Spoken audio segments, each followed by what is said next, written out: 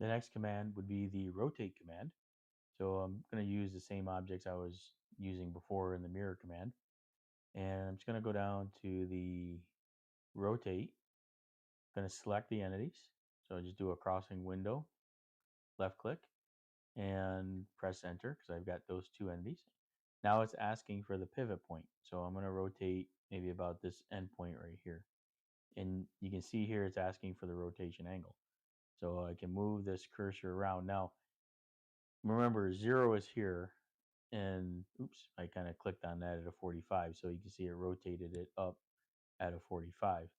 So if I pick that again, and I just undid the mirror, but let's do the rotate and pick the objects, enter, click the pivot point.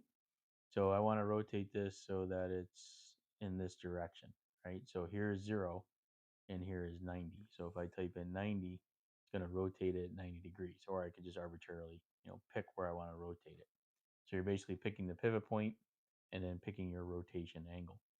So if let's try that again. We'll select these entities. We'll pick that endpoint. And now you can see that it's rotating. Now it may ask you for a reference point. So if I hit R for reference, this is another way to do this. You pick your reference angle.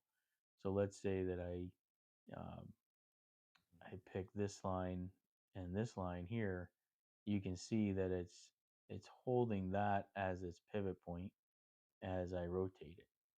So I can kind of rotate it that way. So you can pick a reference angle to rotate it. So basically, if I use a combination of the move command, so let's take the move command and let's pick the object here and let's snap it there. Now, I want to move this up to align with that tangent segment. So let's get rid of these circles. I'm just going to do that, delete those, and we will select these triangles, and then I will use the rotate command.